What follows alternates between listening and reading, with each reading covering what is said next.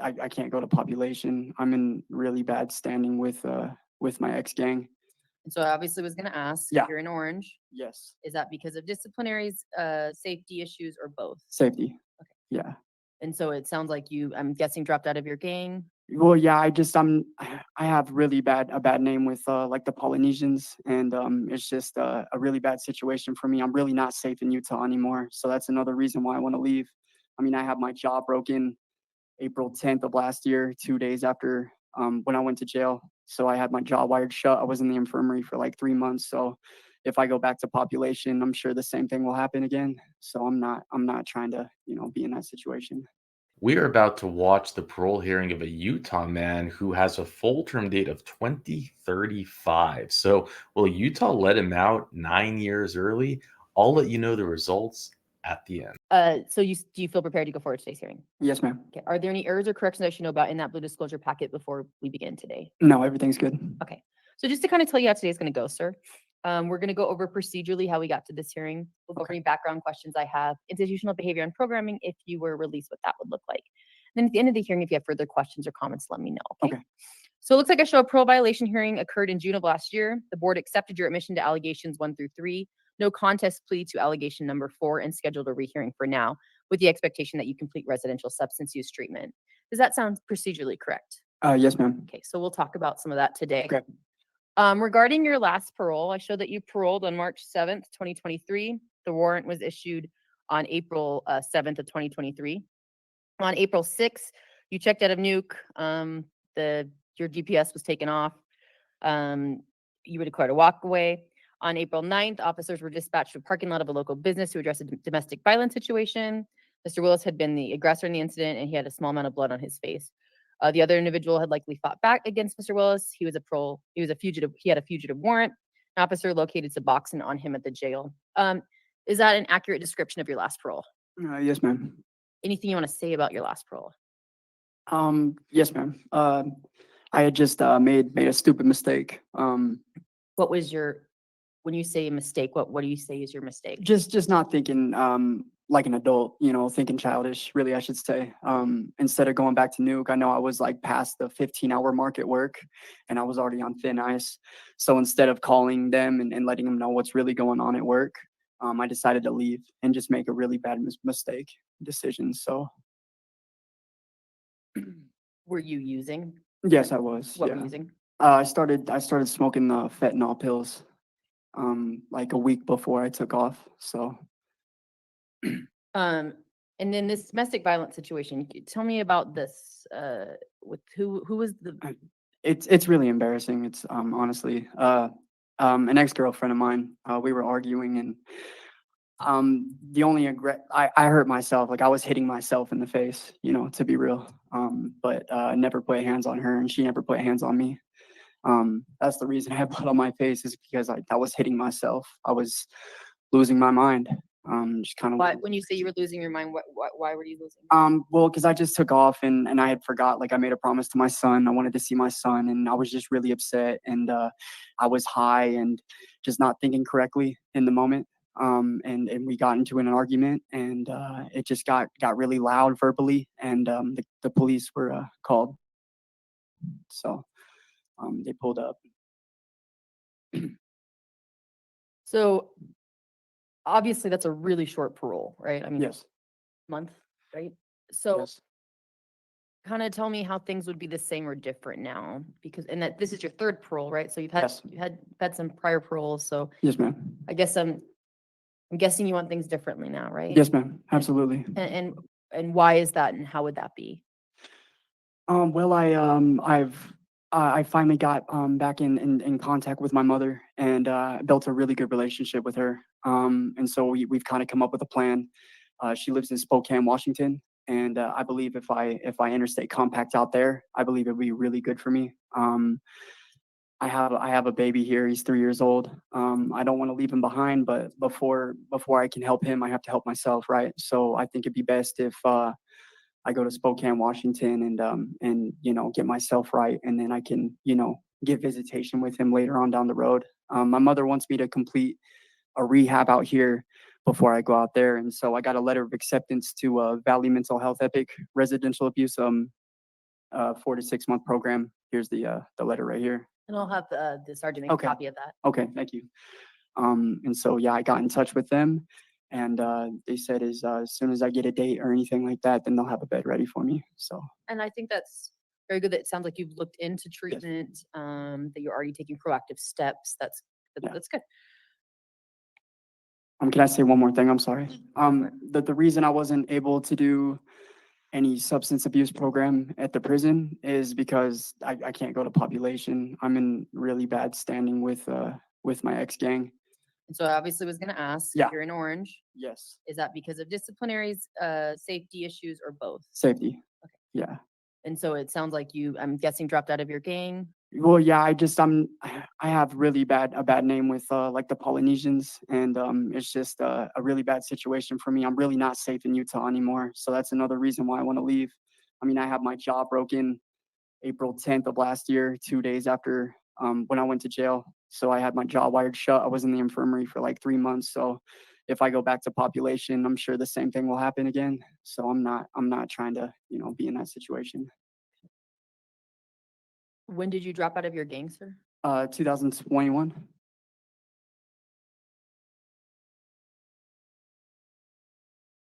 And you said you had your jaw broken in last year. Yes, yeah, I got my tooth knocked out. And, Do you yeah. still have issues because of that, or?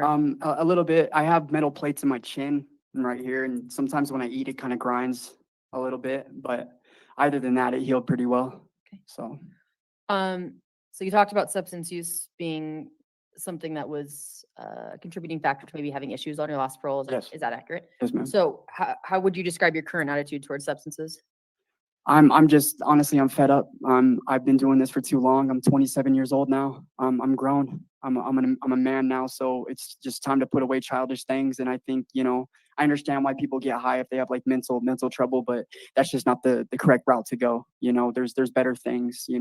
Seek out therapy or seek out like a mental health program like I seeked out. I don't see eye to eye with it anymore. There's my teeth are starting they're starting to pull out my teeth. I'm done living reckless and childish. It's just time to grow up. Like I said, I have a 3-year-old boy that absolutely needs me. And my father, I never met him. He's been in prison, and I used to tell myself I'd never be like him. And I'm the spitting image of him. And I'm not trying to be like that anymore. So I definitely have goals and ambitions. And honestly, physically and mentally, I'm the best I've ever been right now. So I'm really happy about that. So I would know that the board ordered substance use treatment. Yes. If you're in max, I understand that could be a difficulty. Yes, ma'am. Have you tried to do substance use treatment within maximum security setting? Yeah. Or? Yes. I talked to a couple of the COs over there.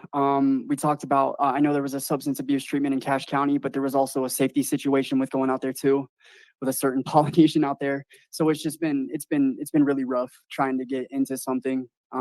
I looked on my tablet. I've done a couple things on the tablet. What have you done on the tablet? Just a couple things like with like schooling, nothing with any substance abuse. I wrote and contacted Valerie Warhol about a couple things. They have me enrolled in anger management just recently. I guess it was like 6 months ago, but they just recently gave me the booklet for it. I don't have a tablet for my cell though. There hasn't been one for like 3 months, so I had just barely moved. But like a couple months ago, that's when I hit up Valerie on the tablet. But I don't have one anymore. There's not one for the house that I'm in. So do you not have a tablet because of issues because of you, or because of the unit doesn't have tablet? I guess who was ever in that cell a couple months ago did something with the tablet, took off with it, or destroyed it. So the cell that I just recently moved into doesn't have one assigned to that cell at all. So I've been, I filled out a grievance. I've took every step I can to try to get one, but I still haven't received one. So it sounds like it would be a difficulty to complete substance use treatment within the prison, but that you want to do treatment in the Yes, community. absolutely. You mentioned a residential facility. It sounds like your mother very much is encouraging of that. So Yes. and you've looked into that. So that's Yes, ma'am. Yeah. So in regard to disciplinary violations, I do show some disciplinary violations, including substance use and assault from October of last year. Can you tell me about that? Yes, ma'am. Yeah, the substance abuse. I had someone's pill, a sleeper pill. that I had on my For you to use? yeah, for me to use, yeah, to help me sleep. It wasn't my medication though, so I am guilty of that. Also, the horseplay fighting write-up, I had just kind of wrestling around with someone, just I knew better, just wasn't really thinking and kind of wrestled with him and got the write-up for it. Do you know any criminal charges for any of those incidents? Are they No, absolutely, yeah, I haven't. No.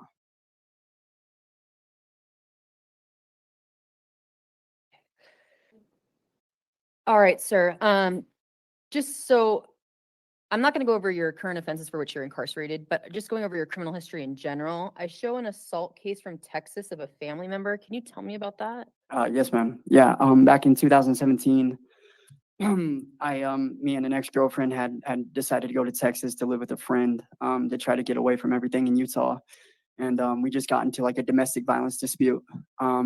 And she said that I hit her over the head which I'm not a violent person. I have no violent history, anything like that. And I didn't touch her.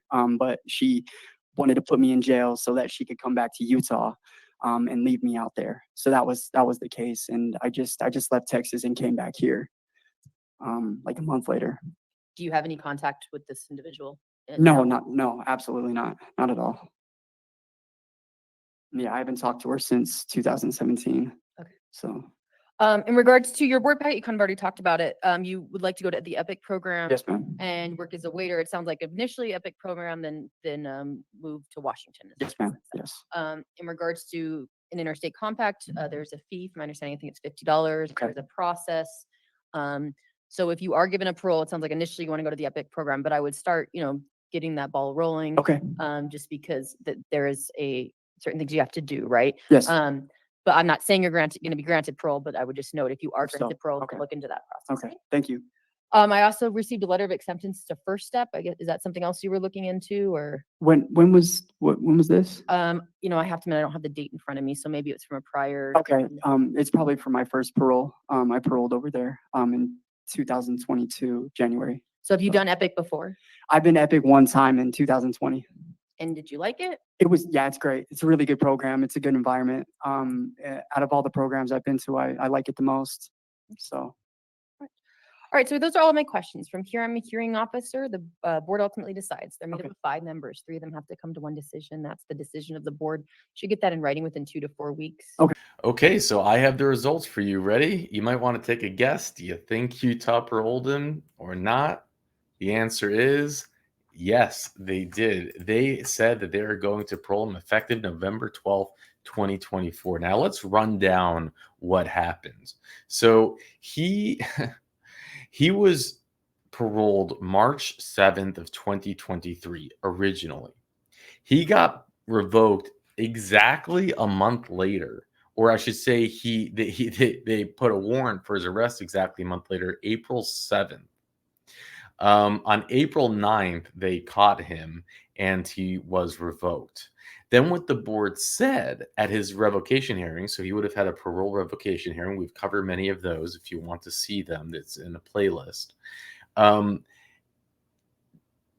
What you need to do is take a substance abuse program, and you'll get another opportunity at a parole hearing, which is the one we just saw.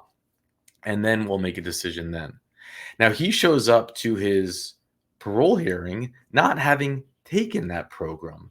And the reason that he didn't take it is because he, is in danger. He's in danger from the gang which he left. He talks about being injured. He talks about having to be in PC. And then the parole board says, you know what? We'll grant. Now, how you feel about that is, what's interesting about this hearing, in my opinion, is that if you only listen to it, if you didn't see what he looked like, I think, at least for me, I'd have just a different kind of impression. I thought he was articulate. I thought he was honest. Now, it depends on how much you want to trust him or not. The idea that he said that he was smashing himself in the face, it is believable because people who are all messed up do that stuff. He also doesn't have a violent criminal record, which we have. Really what he's locked up for, his long sentence is for controlled substance. He has, I think, what's a DUI because it's control substance with a vehicle. Now he has possession of spice. Spice will make you do crazy things. Maybe it would make you doodle on your face. I don't know. He and he has burglary, but he doesn't have violent crimes, doesn't have sex offenses, and it's and we see this with Utah. They hand out very long sentences. Like again, his full term date is 2035, but the sentencing is a gimmick in Utah because as you can see, he's been revoked. This is for the third time, and they just granted him again. In the other states that we cover, if you're not familiar with this channel, it wouldn't happen. You wouldn't go back into prison and not complete well, it depends on the state. But to his credit, he said, hey, my plan is to go to Washington to be with my mother. My mother said, I don't want to see you until you take a program, which he's planned to take in Utah. He did the research. He spoke about it efficiently. He has the insight to say, hey, the last thing I want to be is like my father. I'm a spitting image of him. I don't know if he was talking physically with the ink or if it was more with just the prison record thing. And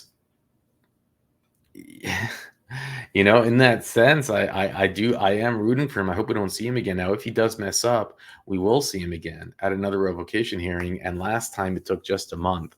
So what we do on this channel is we do keep track and follow inmates as they come and as they go.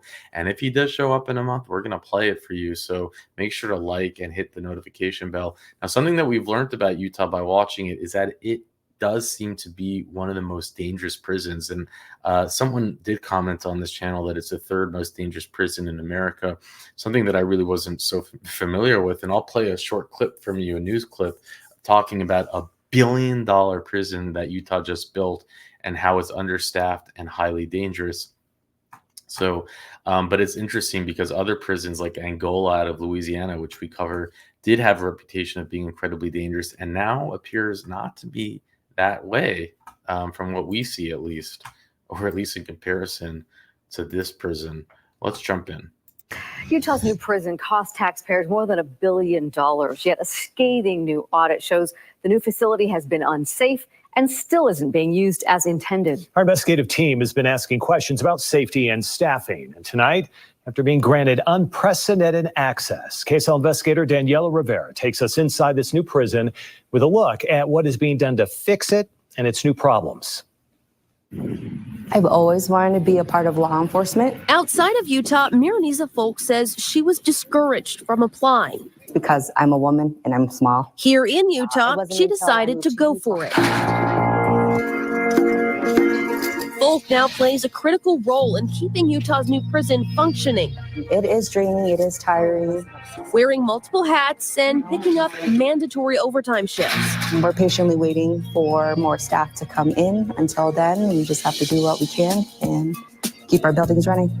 Buildings that require more staff to run properly than the old Draper prison. She's getting out soon too. That's because Utah's new $1 billion facility was designed and built around what's called a direct supervision model. It places guards inside the living areas and others in a control room above, like this one. But some buildings and cells are sitting empty. So this is the women's maximum security unit. It is currently not occupied due to staffing right now.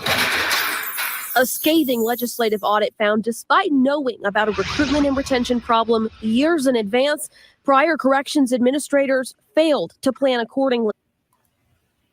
So I'm not going to play the whole thing, but I'll put the link in the description. And I lived in Utah at one point, and it's interesting because my experiences with Utah, and it's just my experience, was that it was a state that was run like a business. I mean, you go into the DMV there and you don't wait. You make an appointment, you show up, they see you when you show up, and you leave.